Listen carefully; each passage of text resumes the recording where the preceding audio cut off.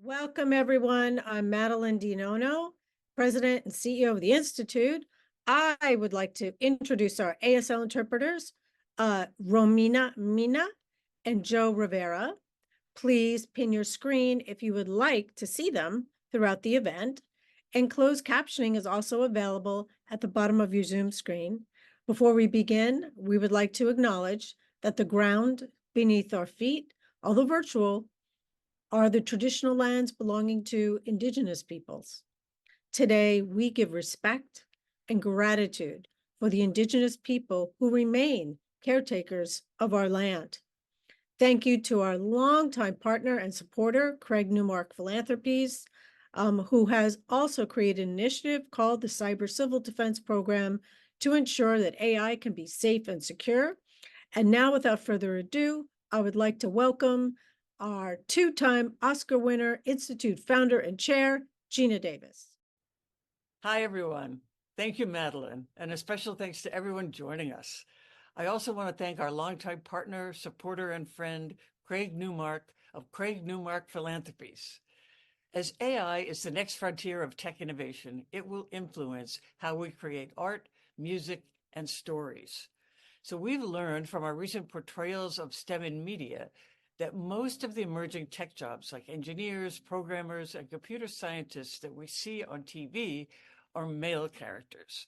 So it's important that we can demonstrate to girls and women that AI can offer new opportunities for STEM education and careers for them.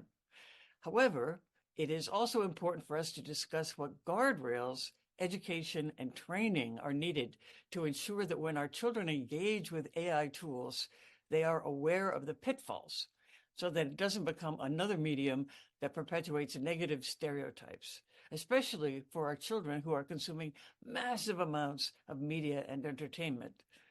Our motto at my institute is, if they can see it, they can be it. Our conversation today serves to help advance an understanding of how we can properly use AI. Each of our partners here today is ensuring that AI tools and products can be used as a force for good and a new and exciting way to inspire, educate, and engage our youth and future content creators, as well as STEM professionals. And now it is my honor to introduce our friend and partner, Craig Newmark. Craig, over to you. My deal is that I've been pretty lucky. And instead of buying yachts that I'll never use, I've decided I should stand up for things I believe in, like fairness, for opportunity for everyone, and keeping each other safe to the extent that we can. Those seems like good things to do, and there's a lot of areas right now that philanthropists are neglecting. Sometimes I really don't know what I'm doing. I have this thing where I get older, but no wiser. So what I've done is I've built this Craig Newmark Philanthropies thing and contributed $100 million to a common, a cyber civil defense effort, which also includes doing what we can to make AI safe for folks. And there I'm working with Common Sense Media, Geena Davis Institute, and other groups as well, just to get stuff done. The idea is to do it with fairness and opportunity for everyone, working so that underserved communities don't get left out. In the 70s, I saw a lot of people starting to get involved with computers, but then within 10 years, a lot of them had disappeared. And I don't know why. But I speak with the Geena Davis people who say that if you really want to make a success of something, if you want to grow into it, even as a kid, well, if you can see it in entertainment media, if you can see it, you can be it. And that's why I support Geena Davis and the Institute in these efforts to get more people represented in more media. I keep pushing hard. I'm going to ask all of you to push hard. And, people are resistant to change and they will resent it go ahead, you can blame me, tell them, I'll say, hi, it's me, I'm the problem. So keep pushing for everything, we'll succeed. And now here's Madeline wondering if I really did use 2 Taylor Swift references. Thank you, Craig, so much. Really appreciate it. So clearly, in referencing the role of AI, tech, and cyber and media entertainment, just to give you just kind of a ground truth, because as Craig mentioned, when we look at if you can see it, you can be it, that's what we do at our research. Our latest report of on STEM looked at female characters, and it showed that most of the female characters that are shown in some type of STEM career are in life sciences, about 56%, and only 13% in engineering, and only 15% in terms of computer programming and computer science. And we really didn't see any characters working in AI or cyber, which definitely represents an opportunity because we know AI has the potential to affect, society, good, bad, or other.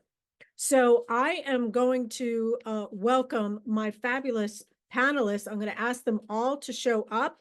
I have the wonderful Tarika Barrett, who's the CEO of Girls Who Code. I have Ellen Pack, president of Common Sense Media, and I have B. Cavello, director, Emerging Technologies, Aspen Institute. So thank you so much for joining us today. And when we think about AI increasingly shaping the media landscape, what are the implications, not, for diversity representation?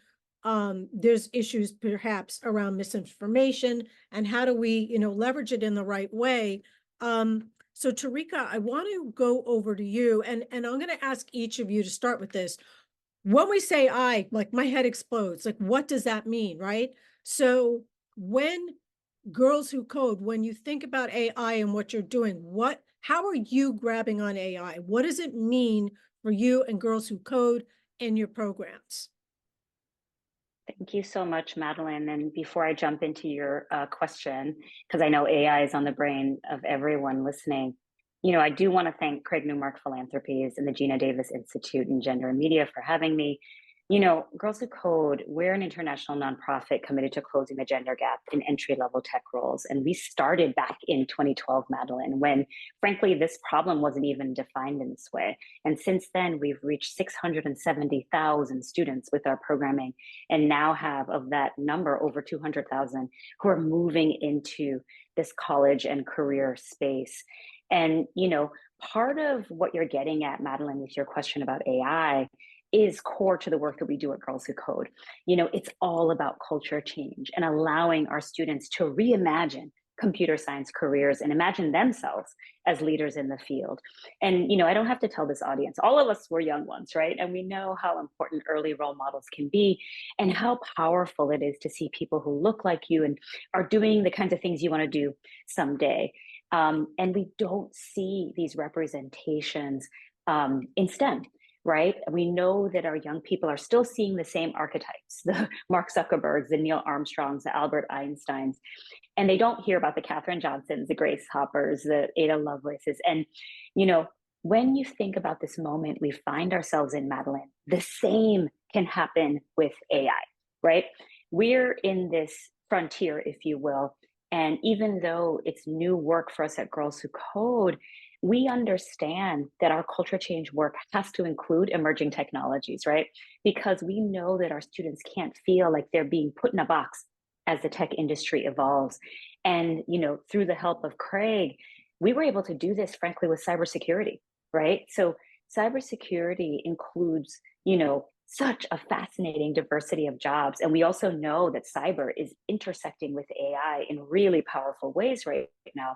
And that's why we understood that we had to talk to our students about women and non-binary folks who are currently working in cyber, including folks at CISA, the Cybersecurity and Infrastructure Security Agency. And in terms of what we're doing with AI, we knew that we had to address this issue of lack of diversity in the field. It's urgent.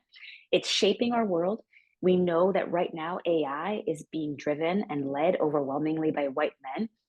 And it means that theirs are the perspectives, right, that we're going to see reflected in how AI is interpreting our world, how it's generating outputs that have been developed and trained predominantly from a white male point of view. And it's impossible. We cannot have AI, this tool that is so critical and important, left in the hands of just a select few.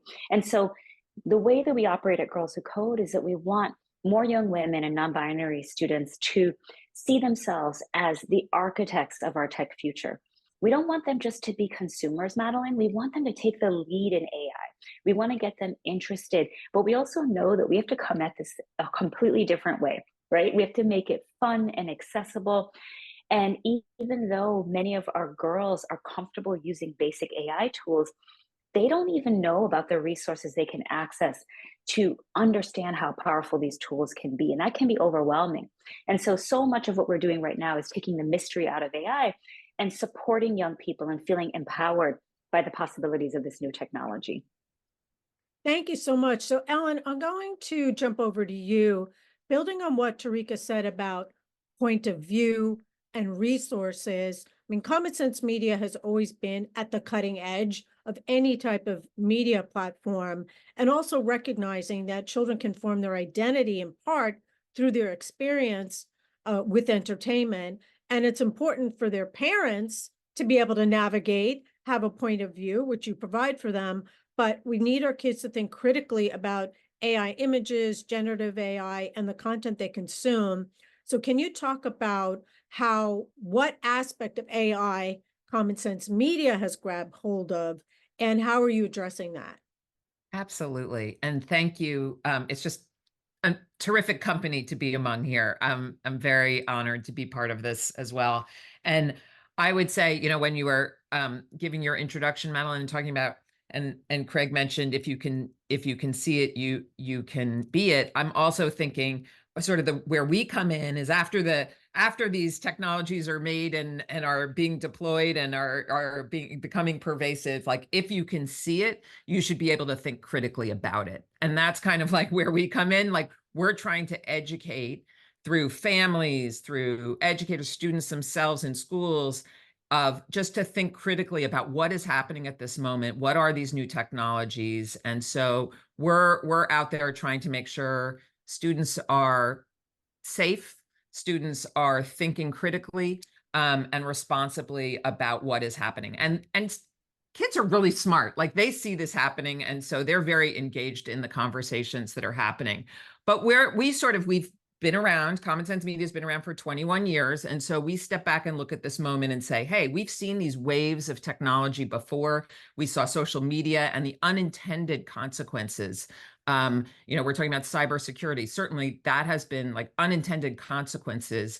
And we love working also with Craig Newmark Philanthropies in terms of making our schools safer by getting that educational material out there. But so we're looking at things like mis and disinformation, privacy, the bias and equity built into these systems, and trying to educate the public about and raise awareness about like, this is what this looks like. And we do that by creating educational resources, lessons. We have a curriculum in schools where we work with K-12 students, and really, again, raising that, digital literacy and citizenship and a generation of kids who think critically about all these technologies. Thank you for that. So B, when we had talked early on, what Ellen was talking about is unintentional consequences can be good, bad, or other, right? And Right. you mentioned that actually you were inspired by media representation in film and gaming, which led you to navigate your career in tech. So can you talk about how that influenced the work you are doing now? And then also, from your point of view, what aspect of AI are you grabbing hold of and trying to navigate?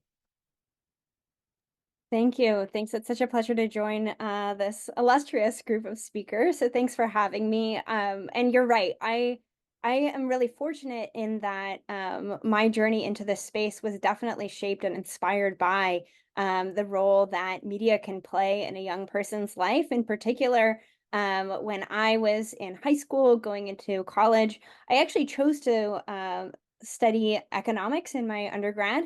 But I became also, I think, perhaps the only non-computer science student in my school's computer security group, aka Hacker Club.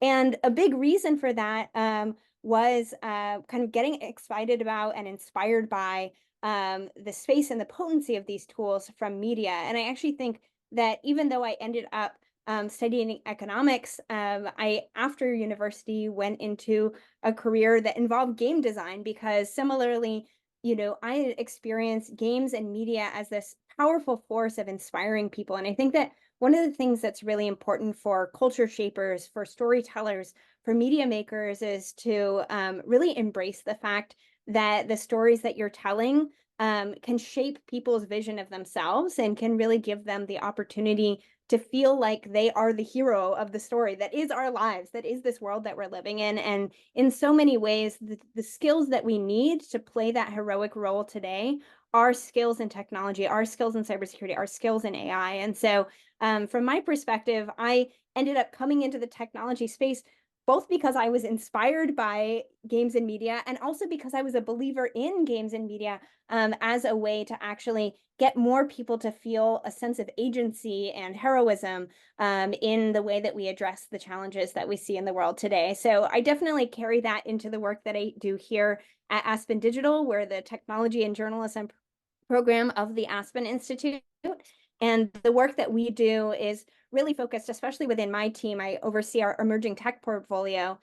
We do a lot of work on AI, and a lot of the work that we do on AI falls into a couple of categories. So one, like Ellen said, it's really important that people be critical consumers of the stories that we hear about these tools, about the technologies themselves. And so one of the things that we do is build a foundational baseline of understanding. We've released a series of primers on AI, an AI 101, an intro to generative AI, resources for originally journalists, but what we found is everyone was using them, policymakers, so many different folks, just to get a baseline understanding of what is this technology, but then more importantly, what does it mean to me in my world, in my life? And building off of that, we also have been trying to explore, like the work that Common Sense Media has been doing, how we can help our storytellers, our media industry do a better job of telling stories about AI. I've had the pleasure of consulting with the National Academy of Sciences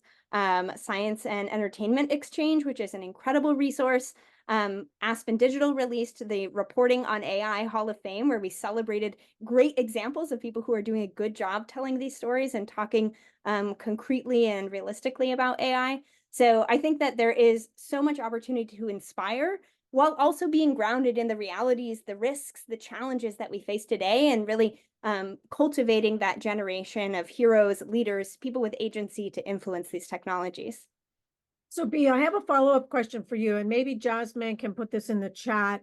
You said the word primer, and I've been trying to educate my ancient self about all this stuff. Is there these primers, are they on the Aspen Institute website? And maybe, good, thank you. There's the link for everyone in case you want to grab that. So there's a few key words that I wanted to pick up on that you said, B, and go back to Tarika. One is skills. The other is a sense of agency, control of your destiny, and overall being critical consumers. So Tarika, I'd love for you to be very specific about how you are helping youth navigate in education and media, and exactly what are some of the courses, programs that you are using specifically as it pertains to AI with Girls Who Code. Thank you so much, Madeline. And I love sort of where this conversation is going. I am indeed with really good company. Ellen and B got at what's core to Girls Who Code, which is frankly empowering young people. And you ask about what we're doing concretely with them, but we never jump forward, especially even with an emerging technology like AI, and not talk to our young people. So everything we design is community informed. And so we actually reached out to our students to get their opinions about AI. And they were super excited about the possibilities, and they were already using them. But they, believe it or not, it's our young people who are raising the flag, Madeline, about ethical implications, bias, potential impact on the workforce. And so, we anchored everything that we designed in terms of creating a really kind of girls who code unique approach to teaching and learning about AI, because this builds on like 12 years of understanding how to teach girls and non-binary students. And so let me give you some examples. So far, we piloted a data science course last summer with 1,600 high school students. And this summer, we're launching 2 new AI courses in the summer. And that's going to be our biggest summer yet. We're serving close to, I want to say, 9,000 students. The other thing we did that we thought was important, because our growth engine has been our free after-school clubs. We launched a clubs challenge for middle, high school, and college students focused on the intersection of AI and financial literacy. We asked our students to imagine a tool that uses AI to help people make better decisions with their money, which we know is a huge issue for us. You know, we asked them, what would it do? How would it help? How would it address some of the financial inequities that we see in the world? And what we got, Madeline, was hundreds of projects from students. And our first place winner from our College Loops division was an app called AI FinTech that helped immigrant families manage their personal finances and went one step further to understand investment and investment yields. And so our students are always using their life skills to do this. But the other piece of the puzzle that I think is really important, in addition to all these concrete programs, and in case folks don't know this, everything we offer at Girls Who Code is free. If you go to our website, you can do summer programming. It can be synchronous or asynchronous. We have a lot of different things that are happening. And during the school year, we have free after-school clubs and college loops. And so lots of stuff that folks can tap into.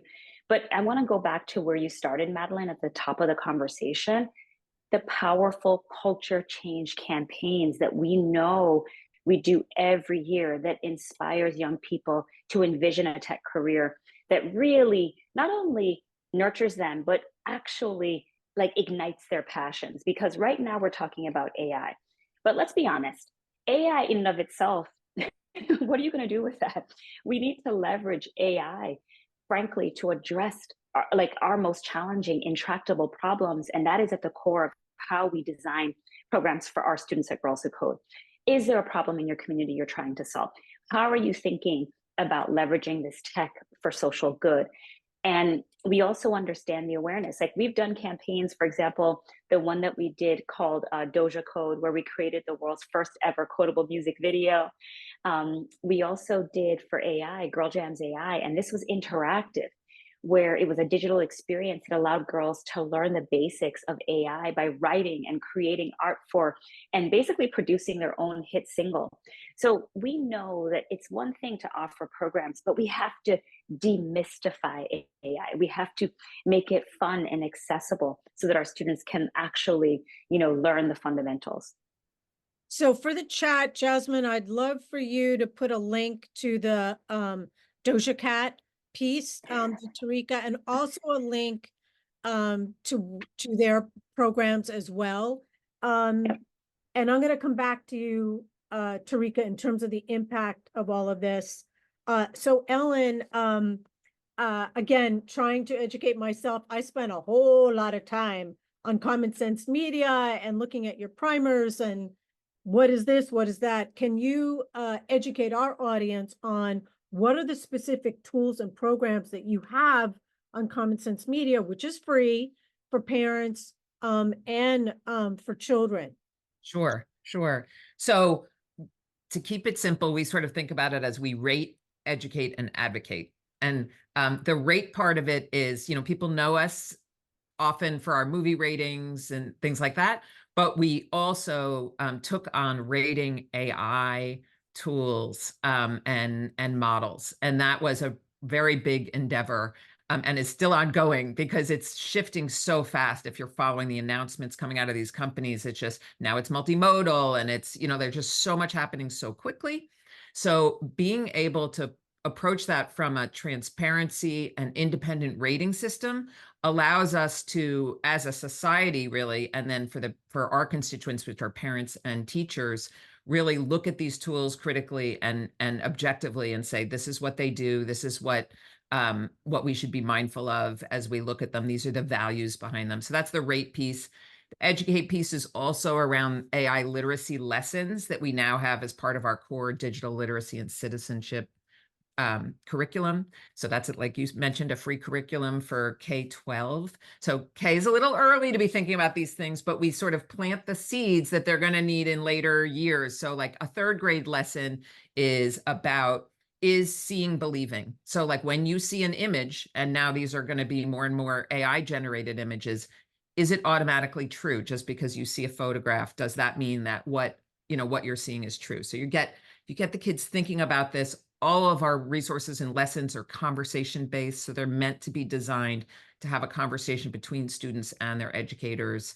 And then as you go into the middle school, high school years, you're looking at implicit bias and you're going, how are these models built? What's behind them? What is an algorithm? Just all that basic training that kids need to understand what it is they're experiencing, because these technologies are so immersive, but they have been built brick by brick, and we need to sort of lay that out for students and sort of explain like what is happening and what they're looking at, right? So those are some of the examples.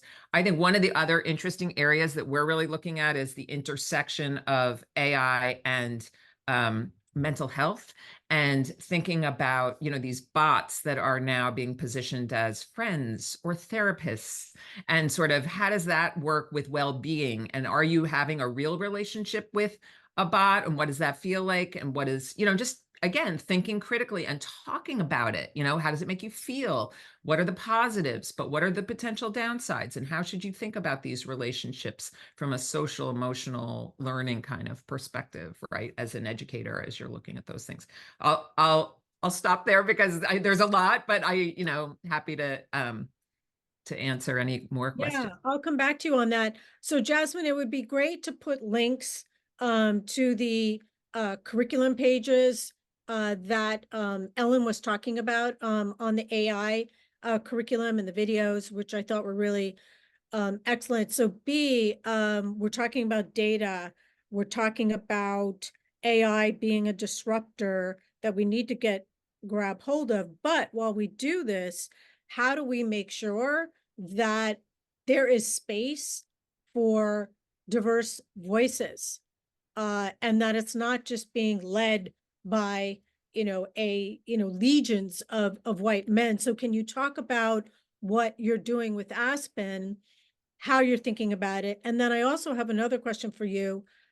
How young do we go, right? Ellen was talking about K through 12. When do you start this work? So how do you look at this whole life cycle? And I would love to hear any specific programs that you want to reference. Thanks for that. And yeah, I think that there's so much work across the spectrum to be done in this space. I think that, something that actually Craig and I were chatting about previously is the role of data in training these models. And one of the things that I think is really exciting, Tarika mentioned, the importance that young people growing up learn about the Grace Hoppers, the Ada Lovelaces of the world. And like one way actively right now that students, that all of us can participate in helping to bring more light to those stories and help to make more robust data as we build out AI models is by participating, for instance, in Wikipedia edit-a-thons to provide information and give more color and history to the incredible women and non-binary leaders in this space. So I think that's one area of really concrete action, that like we build the data, right? The data that these models are trained off of in so many cases is built off of Wikipedia, is built off of data sets that we all have an opportunity to contribute to.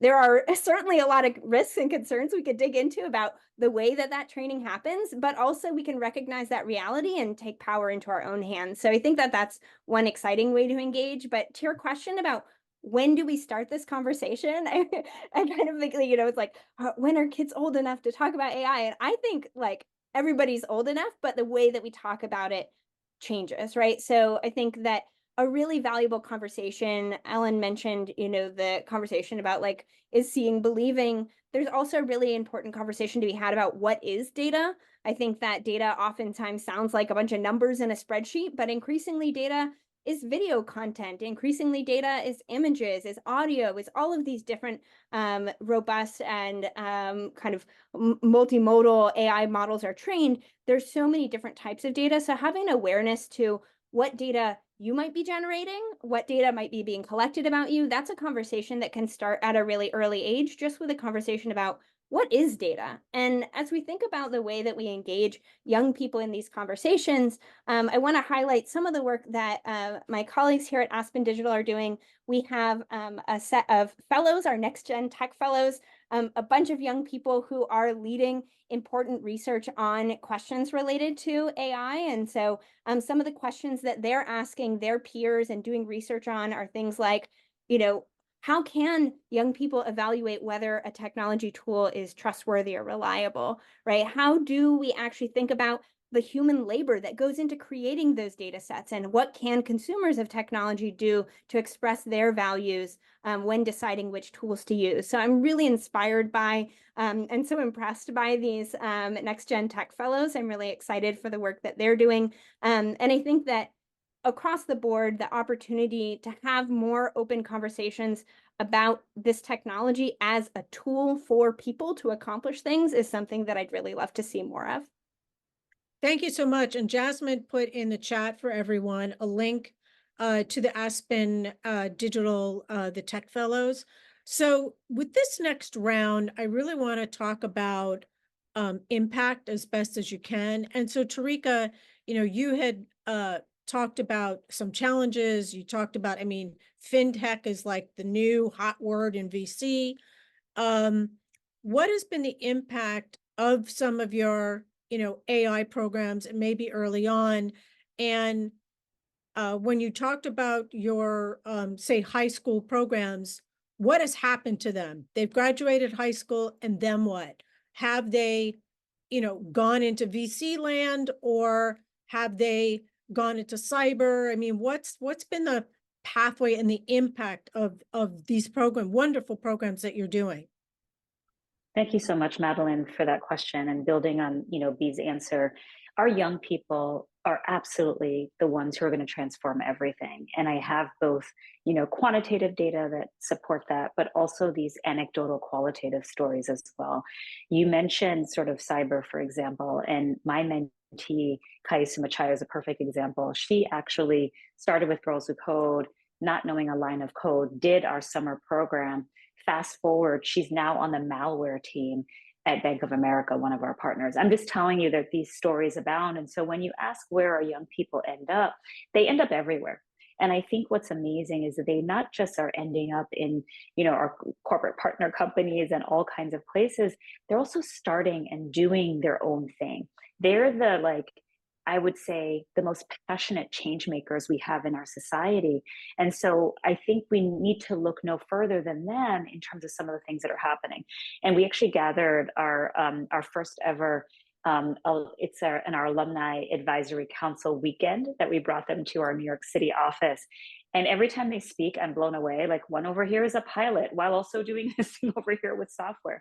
They're understanding this intersection that I think is really powerful, because old school, we used to just think about tech in one way. When, let's be honest, every company is a tech company. Everything we do is based in tech. And so any role that's out there, our young people have to step into it, and they have to be tech savvy. But I think beyond, some of our students fall into this bucket, but then we also have, examples of women, non-binary folks, women of color, who are using AI to create, frankly, groundbreaking products across industries. And a lot of these things that end up getting created, we see it in our student population and beyond, are really based on the diverse lived experience of, computer scientists, which is really important to have that voice when it comes to the technology we use. So, I want to mention one student, right? So after her grandmother was put on dialysis, this high school junior wanted to help people with kidney disease. And Rachel's son taught herself to code and created an app that uses AI to detect anemia in a user's body. Two women based in India created AI-powered gloves that use artificial intelligence to translate sign language. We have two beautiful sign language interpreters today. And I myself actually taught deaf and hard of hearing students in a previous life. So this is something that I understand and I'm passionate about. And then, there are problems that other folks overlook. So Candace Mitchell-Harris co-founded Mayavana, an app that uses tech to analyze textured hair and hair types to build a customized guide filled with products and styling tips. And there's so many people who would appreciate these things, Madeline. And I love sharing examples of these with our community. When our girls and non-binary students see this, they can think outside the box when it comes to the possibilities of AI. And I'll say it again, AI for AI's sake, what is the value there? It's AI to be able to do things that hopefully will transform our communities and the world. Thank you so much. And I need to know about that app, being a curly hair girl myself. So I need to know all about that app. Ellen, and I have an idea, but I'm going to save it after I do this round. So Ellen, we're talking about innovation, groundbreaking work, resources, and also safety. So I know you had mentioned to us a colleague, Tracy Fry, and leading kind of the AI rating system for Common Sense Media, which will be kind of the gold standard for how you are addressing all these platforms that are out there. Can you talk a little bit more about that, and how is it making, AI and cyber a safer place? Thank you. Yeah, we set out with as these models were getting announced, we set out and said we should rate AI. And of course, that's a very big, audacious kind of very challenging problem. Like, how would you possibly rate it? They are black boxes, and all of that. But we ended up partnering with Tracy Fry, who came out of the tech industry, had worked at Google for a long time inside there, working on AI, and came out and really helped us with sort of setting a core set of 8 principles. These are all published on our site. I'll put the link in, but that really could talk about, like, how would you go about thinking about this? It was a real intellectual exercise as well as a practical one of how would you get the information and answer the questions about how these AI and what would you rate them on. And certainly data and data privacy is an important piece of that, as is sort of basic safety and guardrails, how they handle children using these platforms.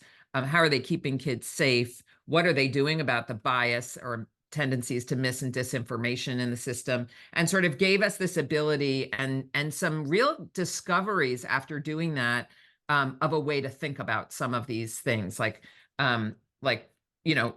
what to do. We say that right now these AI models are better for creativity than for fact-based exploration, for example, right? So by analyzing a cross-section of them, these large models, but also some of the smaller companies that are doing more controlled versions, what are the differences? What do you see? What's this? How are they different? How are they safer? Or, things like that. So she really did this pioneering work, set these values, set out these original ratings. And I will tell you that after we published them, and we were able to garner quite a bit of media attention, because it allowed us to, again, have a common conversation about what these models are and what they're doing and what we should know about them, what we should ask to know about them from the companies.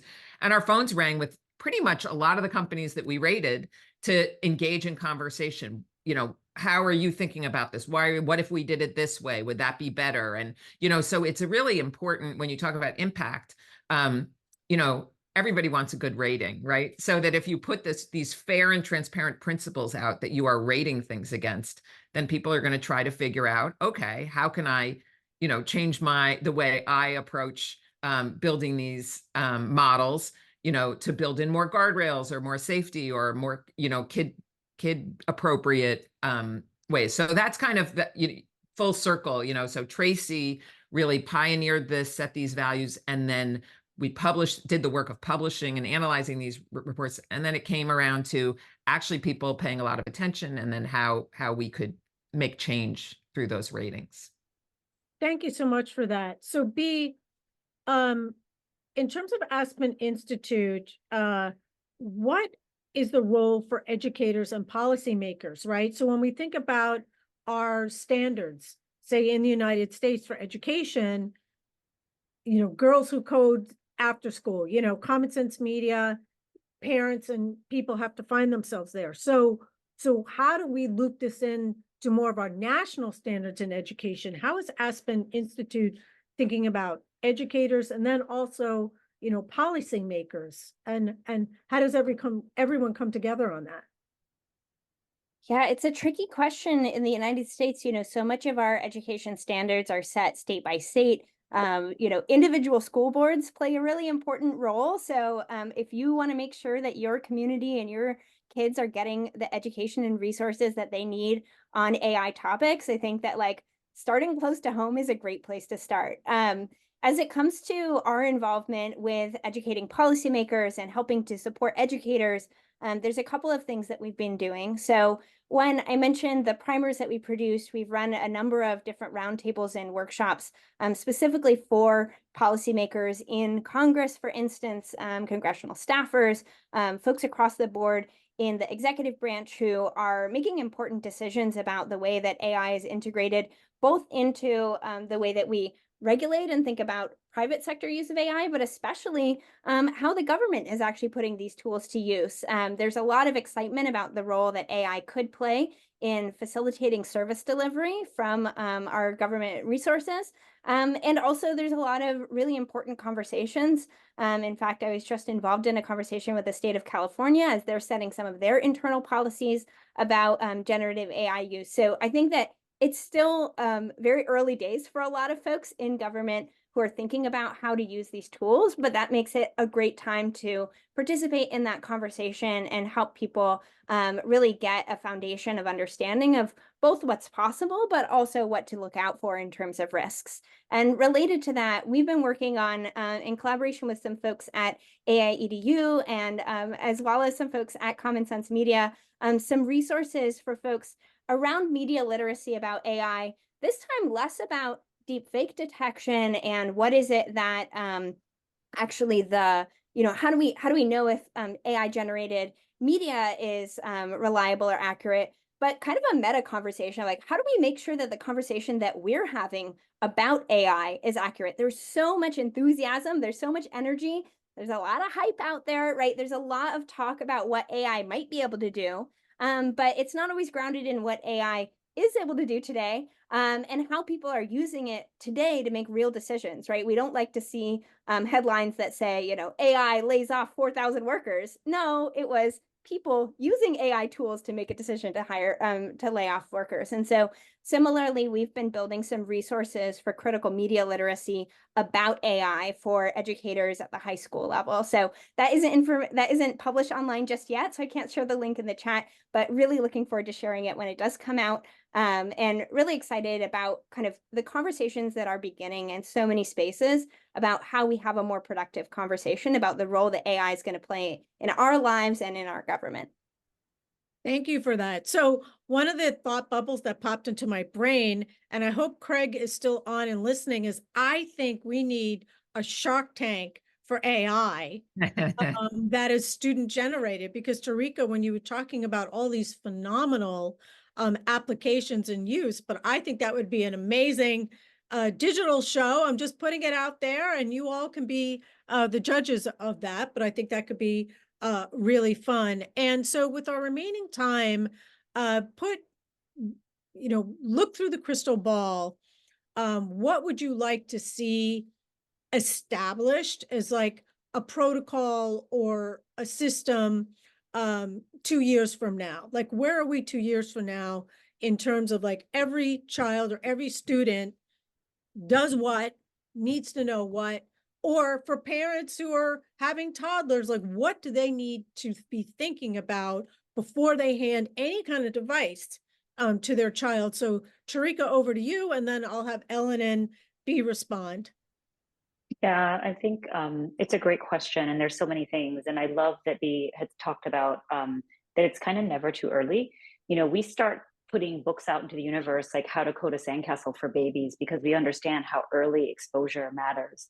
I would say among the things that I'd want to see in 2 years, I would want to have our efforts in having our country be cyber safe be front and center, that as we think about AI and leveraging this technology, that it's lockstep with cybersecurity and having our young people deeply understand this, because not only is it about, like, frankly, our nation's future, but it's also the 700,000 empty cyber roles that we know that our diverse young people are ready to fill and that can make a difference for our society. The other thing I think that's really important is the public use of AI. Like, with every technology like this, and I'm glad that Ellen talked about like riding the wave, Ellen, and the fact that you've been here and seen emerging technologies like social and other things come to the fore. If we are not really, really careful, we will find that we leave a whole class of individuals, and young people in particular, behind, because it's moving at lightning speed. What are the resources that young people can have access to? We talk about the K through 12 space. How much can you say that every young person, has a meaningful unit that is AI focused in terms of their technology class, right? That's something that we would want to make sure that not only our young people, but their educators are also attuned to.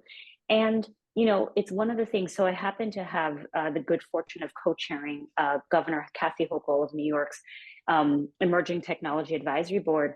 And when B talks about the 4,000 jobs that are gone because of AI, this is front and center for us in our thinking. How do we make sure that we don't just enact a set of policies that are all about quote unquote efficiency while not training up and thinking about our greatest resource, which is the talent that we have in our cities and our states. And for us at Girls Who Code, it's also making sure that our most marginalized students aren't left behind. So I think it's cyber education, I think it's AI education, but it's AI as it intersects with everything we understand about coding, because it's always been more than code, and coding languages are going to change.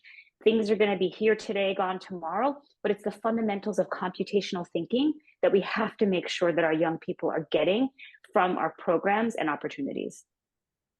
So Ellen, crystal ball, 2 years from now, what are we going to see on Common Sense Media?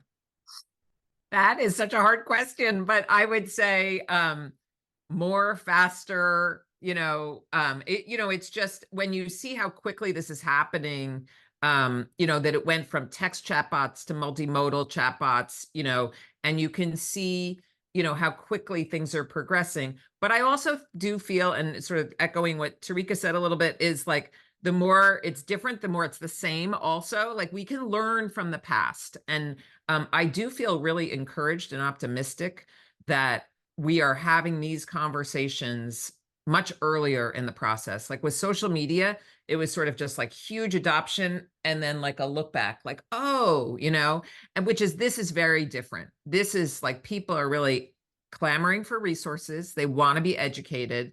They want to be on the front lines of this conversation, and they're engaging. And I think that's really key.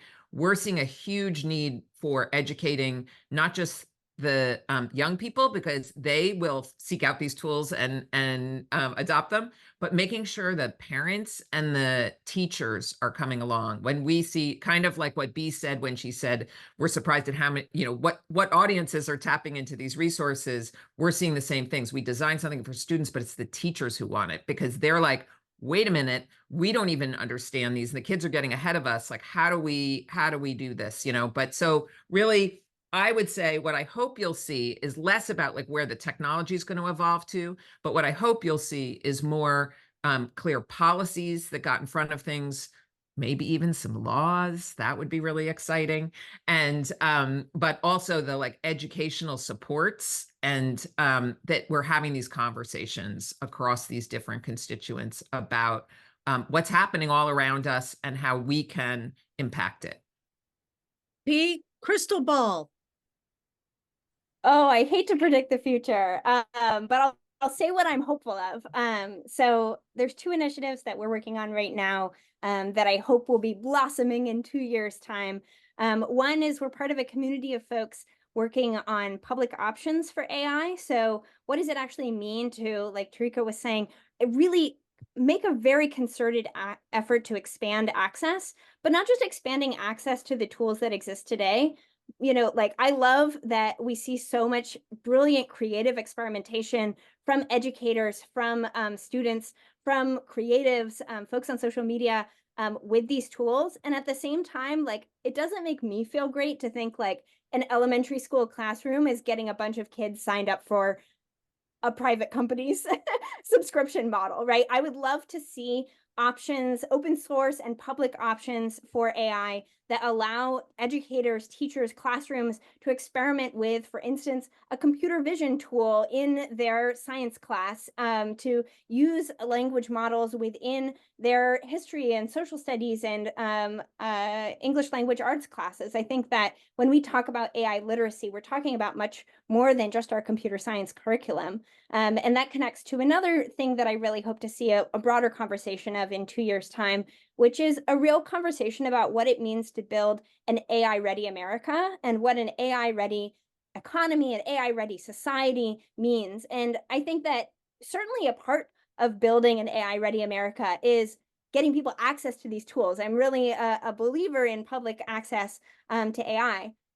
And I also think that an AI-ready America means investing in critical problem-solving skills, in social skills, in so many of the things that I think our educators actually have been pushing for and asking for funding for a long time. So to me, what it looks like in 2 years' time to build an AI-ready America together is really investing in these places where folks on the ground who are doing the work have the tools, the resources that they need to do this media literacy education, to do this, critical competencies in business problem solving, like Tarika was talking about, all of these different things that are important for actually having a group, a cohort of young people who are ready for the new kinds of opportunities and challenges that our new AI world brings us. Thank you so much for that. So I know we're, out of time, but I just want to thank Tarika, Ellen, B. Cavello. I want to thank Joe and Romina for being with us today. I want to thank Craig. And I hope all of you picked up the links in our chat, and more to come. It'll be very interesting to have this conversation, or maybe we'll have Shark Tank for AI. I don't know. That could happen. Well, thank you everyone so much, and have a wonderful, wonderful day. Thanks for joining us. Thank Thank you. you.